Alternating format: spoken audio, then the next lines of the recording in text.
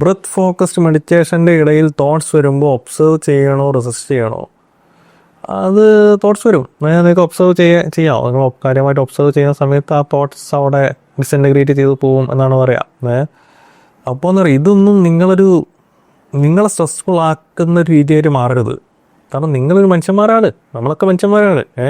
നമ്മൾ മനുഷ്യന്മാരാകുന്ന സമയത്ത് ഇതുപോലെ തോട്ട് വരും. അപ്പോൾ തന്നെ കംപ്ലീറ്റ് അയ്യോ അങ്ങനെ നിങ്ങളോട് ഒരിക്കലും സ്ട്രെസ് ആവണ്ട, ഫ്രസ്ട്രേറ്റഡ് ആവണ്ട. അപ്പോൾ എന്താ, വീണ്ടും ആ ഒരു സ്റ്റേറ്റിലേക്ക് പോകാൻ പറ്റുമോ, ഒരു നോ മൈൻഡ് സ്റ്റേറ്റിലേക്ക് പോകാൻ പറ്റുമോ? അതിൽ ടെക്നിക്സ് ഉണ്ട്. ആ ടെക്നിക്സ് നിങ്ങൾ അതുപോലെ തന്നെ ചെയ്യുക. വീണ്ടും ആ സ്റ്റേറ്റിലേക്ക് തന്നെ പോവുക, വീണ്ടും തോട്ട്സ് വരും.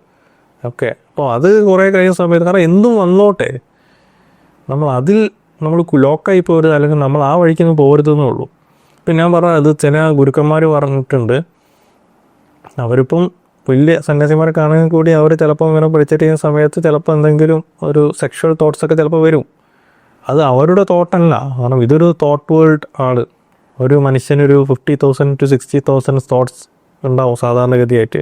അപ്പോൾ തോട്ട്സിൻ്റെ ഒരു കടലിൽ തന്നെയാണ് നീന്തുന്നതെന്ന് പറയുന്നത്. അപ്പം വേറെ ആരുടെയെങ്കിലും ഒരു തോട്ട്, ഇപ്പോൾ ഇയാളിവിടെ മെഡിറ്റേറ്റ് ചെയ്യണമെങ്കിൽ ആ തോട്ട് ഇവരുടെ ഓറയിലേക്ക് വരുന്ന സമയത്ത് ആ തോട്ട് ഇവർക്ക് അത് എക്സ്പീരിയൻസ് ചെയ്യും, ഇവർക്ക് അങ്ങനത്തെ ഒരു തോട്ടിലേക്ക് ഇവർ പോവാം. പക്ഷേ അങ്ങനെ വരുന്ന സമയത്ത് അതിനെ ഫീഡ് ചെയ്യണോ, അതിനെ ലെറ്റ് ഗോ ചെയ്യണോ എന്നതിൻ്റെ ഉള്ള ഫുൾ ഉത്തരവാദിത്വം നമുക്കാണ്.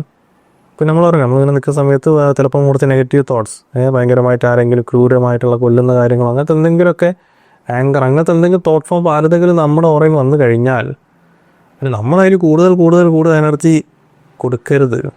അത് നമ്മുടെ തോട്ടല്ല എന്ന് അപ്പം തന്നെ ഒരു അവയർനെസ് നമുക്ക് വരണം. അപ്പോൾ അത് പെട്ടെന്ന് തന്നെ വരികയല്ല. നിങ്ങൾ സ്ഥിരമായി ഇതുപോലെ മെഡിറ്റേഷൻ ചെയ്ത് വരുന്ന സമയത്ത് നിങ്ങൾക്കൊരു തോട്ട് എടുത്ത് നോക്കി ഒബ്സർവ് ചെയ്ത് അവിടെ വെക്കാനുള്ള കപ്പാസിറ്റി നിങ്ങൾ മാറും. സംഭവിക്കാം, അത്ര അമാനുഷികമായ കാര്യമൊന്നുമല്ല ഏതൊരു മനുഷ്യൻ. പക്ഷേ അതെന്താ, അത് നിങ്ങൾ പ്രാക്ടീസ് ചെയ്യണമെന്ന് മാത്രമേ ഉള്ളൂ.